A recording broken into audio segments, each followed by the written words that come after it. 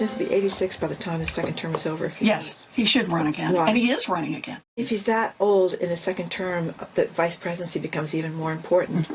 Should Kamala Harris be his choice the second time around? You know, I really want to defer to what makes Biden comfortable on his team. I've known Kamala for a long time. I like Kamala, but they have to be a team. Couldn't make it up, could you? It's not just Elizabeth Warren out to get Kamala Harris. Consider this headline from the Washington Post. Some Democrats are worried about Harris's political prospects. At a pivotal point in Biden's term, many party activists are not sure. The vice president has shown she's up to winning the top job. That's the Washington Post. And it stayed up as their top story on Monday morning for hours on the website. First, the D.C. establishment tried to destroy Biden with a whisper campaign. Is he too old? Well, now they're going after Kamala. Robert Patillo is here, civil rights attorney, Atlanta radio host. I'm reminded of that old line, with friends like Elizabeth Warren, who needs enemies? Well, you know, in politics, you're never going to see much intellectual consistency. And someone like Elizabeth Warren, who would be, if President Biden for any reason did not run in 2024, will be one of the top candidates. Of course, that's the thing about her own political future and the prospects of what will be best for her in office. Kamala Harris is both a friend and a future competitor. Stephen Colbert says she's a frenemy in politics. And I think that's what we're seeing in D.C. as people position themselves for the next election. That said, I've yet to see anybody who is a friend of Kamala Harris. She has no allies.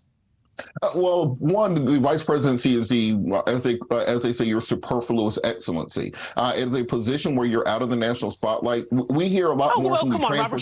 She didn't have any friends when she was running for president. She didn't even make it to Iowa, much less out of it. Look, she was polling at 1%. She's not the most popular politician in America, but at the same time, being vice president, you're not getting out there on topics. We hear more from the transportation secretary and the attorney general than we hear from the vice president on a regular basis. She's been sidelined in American politics. Well, but hold on. Has she been sidelined, though? I mean, she got the border and she got voting rights, neither of which she's exactly distinguished herself on. The most obvious thing next would be she's a former prosecutor, former attorney general. Why not give her police and criminal justice reform that you come out of the tragedy in Memphis and you say, hey, look, this is a chance for her to really shine and galvanize the African-American vote that she doesn't do very well with? Because we have seen no appetite on Capitol Hill to pass any of the things that have been put on Kamala Harris's plate. That we've been working on comprehensive immigration reform since 1986. It didn't happen anytime soon. We've been trying to deal with criminal justice reform. The Black Lives Matter movement has been active for over a decade. That's not moving. So she finds herself in a hard position where it's hard to put points on the board and raise your national profile when, one, you're speaking for the administration, and two, you don't have the ability to independently go out there and brag about your accomplishments. Pete Buttigieg gets to talk about infrastructure. Merrick Garland gets to talk about prosecuting Trump or prosecuting hate crimes. Kamala Harris does not have a place where she can build that name recognition. And it may actually be in her best interest to not be on the ticket in 2024 so that she would have that area and that space to rebuild her brand and position herself for 2028 or for 2032. I don't know, Robert. I said that Kamala Harris didn't have any friends. We might have to put you on that list.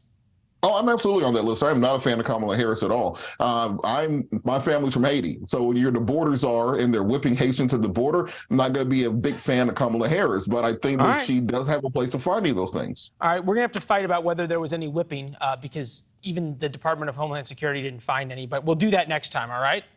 All right. All right, good to see you as always, my friend. Thank you. Thanks for watching. Go to newsnationnow.com to find NewsNation on your television provider. And don't forget to subscribe. Click the red button to get more of NewsNation's fact-driven, unbiased coverage.